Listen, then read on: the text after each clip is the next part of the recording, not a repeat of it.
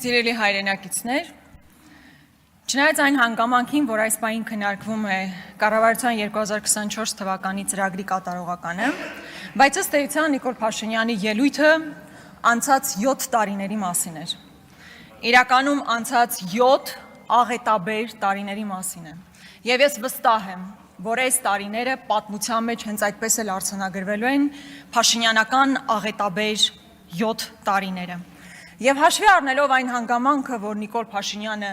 մեծ ձեռքբերումներ չուներ այստեղ ներկայացնելու, պետք է որպես վերջին հանգրվան օգտագործել 18 թվականի իր հայտնի հռետորաբանությունը։ Մեծ հաշվով այդպես էլ արեց, չկար իհարկե նախկին էնտուզիազմը, անկեղծ հավատը ինչ-որ փոփոխությունների, բայց դա էլ քողարկվեց ինչ-որ ակրոբատիկ հնարքներով, Չինգիզ խանի գլխով, այսպես պարերով եւ այլն, ինչը իհարկե բացարձակ համոզիչ չի եւ ժողովրդին նման հռետորաբանությամբ այլևս խաբել անհնար է։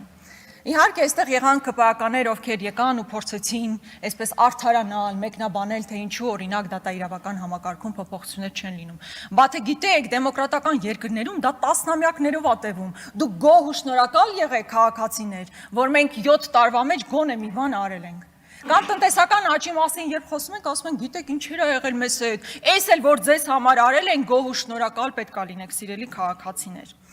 Եվ հետո Նիկոլ Փաշինյանի ելույթի մեջ նկատած կլինեիք թվեր, սկզբում տրիլիոններով, հետո դա վերածվում է միլիարդի, հետո միլիոն դոլարների հատուկ տպավորություն թողնելու համար, որ բա ժողովուրդ ջան, դուք մտածում եք վատ եք ապրում, բա այս թվերն ինչի մասին է, դուք աննախադեպ լավ եք ապրում, ես էլ հո չեմ հորինել այս թվերը։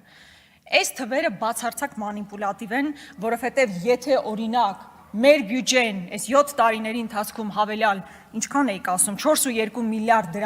դոլարի հավելյալ գումար է մտել, այդ դեպքում պարզ հարց է առաջանում, բա 7 միլիարդ դոլար պետական պարտքը ինչու ենք վերցրել,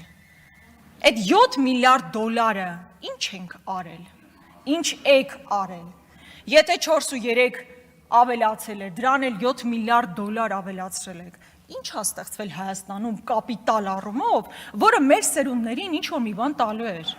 7 միլիարդով կարելի էր 3 հատ ատոմակայան կառուցել, Հայաստան-Իրան երկաթգիծ կառուցել, գազամուղ կառուցել, հազար ու մի բան կարելի էր անել, ինչ եք արել այդ գումարով։ Եթե ասֆալտն եք հիմա առաջ բերելու, այդ ասֆալտը տեսել եք ոնց եք փռում։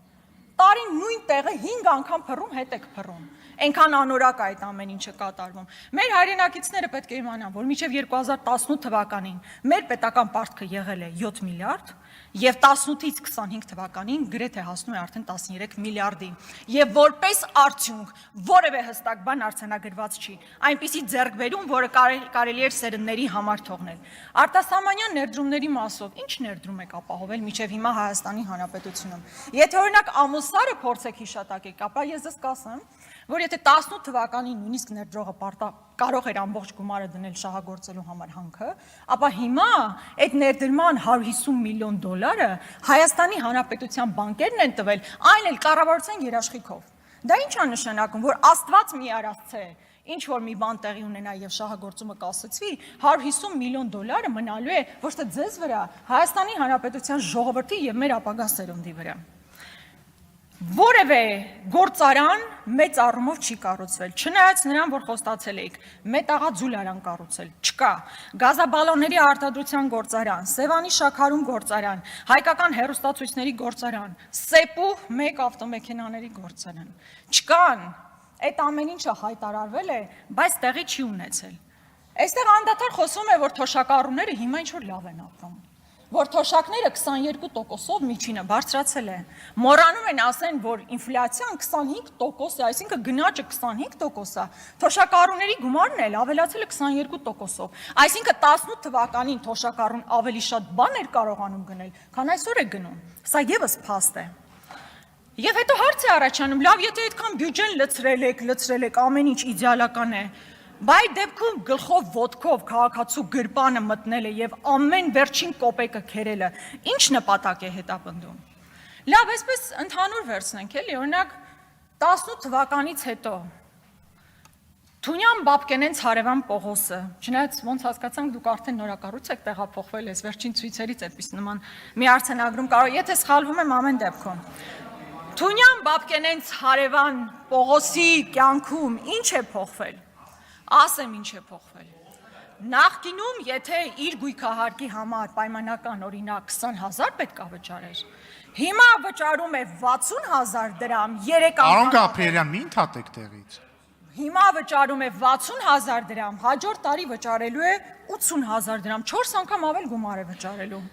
աղբանության համար ավելի մեծ գումար է վճարում, նստում է տրանսպորտ ավելի շատ փող է տալիս, եթե մեքենա ունենա գնա կարմիր գծի վրա, կանգնի շատ ավելի մեծ գումարներ է վճարելու, հանկարծ եթե նոտարի մոտ գնա, նոտարի մոտա շատ փող տալու, ասում Աստված մի արածը հանկարծ փաստաբանի կամ հաշվապահի կարիք ունենանք, դրանց գումարներն էլ եք, իրենց գումարներն էլ եք, այսինքն հարկերը բարձրացել եք, որն ուղիղ ազդելու է քաղաքացիների վրա։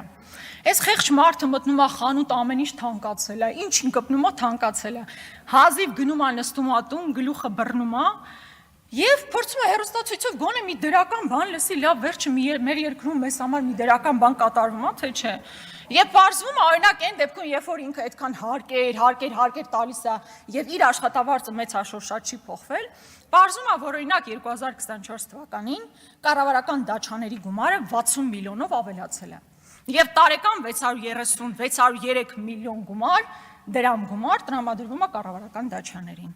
Հետո պարզվում է, որ 2024 թվականին 2.4 միլիարդ դրամի ծառայական մեքենաներ է ձեռք բերվում։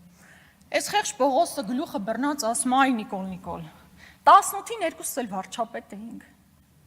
Հիմա այս մի վարչապետը աշխատում է այդ գույքահարկն է, այս մեկն է, տակը փող չի մնում հազիվ ապրելու։ Նիկոլ Փաշինյանի շարասյունը ավելանում է, նրա կառավարական դաչաների գումարները ավելանում է, ճոխ ու շռայլ մարդիկ ապրում են, վայելում են։ Միակ տարբերությունը, որ իր կյանքում եղել է, դա է։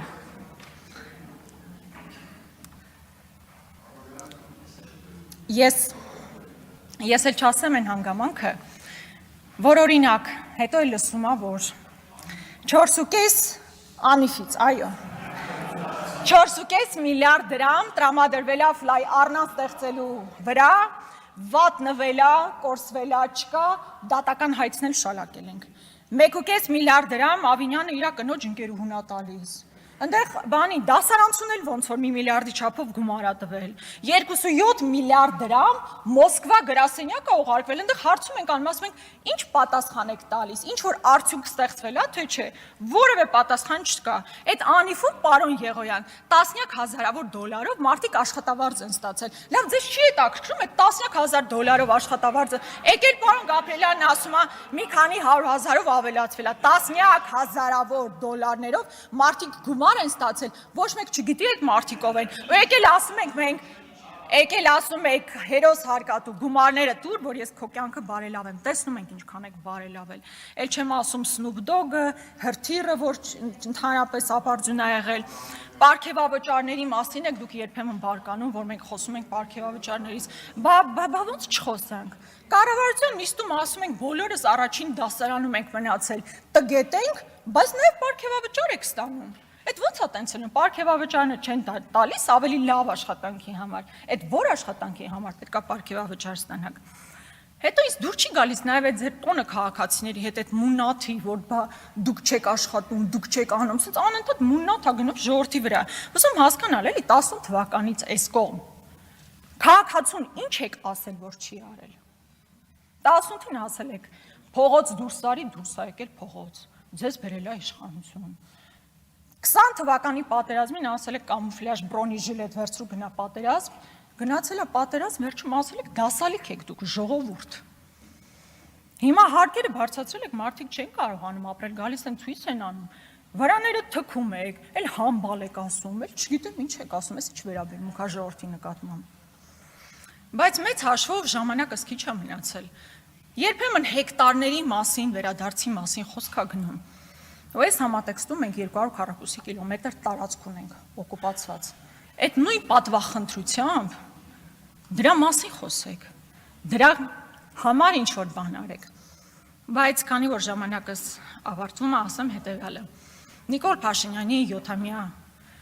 կառավարումը այս ամեն ինչով չի հիշվելու իհարկե։ Ու ես կարծում եմ ավարտվելու է բարեբախտաբար հայ ժողովրդի համար այս դարաշրջանը, աղետաբեր։ Բայց հիշվելու է նրանով, որ մենք Արցախ ենք կորցրել։ Դադիվանք, Գանձասար, Ամարաս, սրանք են արժեքները եւ ոչ թե հատիկ Range Rover-ներն ու գարաժները։ Սրանք արժեքներ են, որ մենք կորցրել ենք։ Հիշվելու է նրանով, որ մարդիկ իրար ատում են այսօր Հայաստանի Հանրապետությունում։ Արցախցիների նկատմամբ համատարած ատելության քարոզ կա։ Այս ուրացումը, դավադիր ատելությունը, կորուստները, աղետը, սա է ձեր ամփոփումը եւ ոչ թե այն, ինչ թվերի տեսքով փորձում եք ներկայացնել։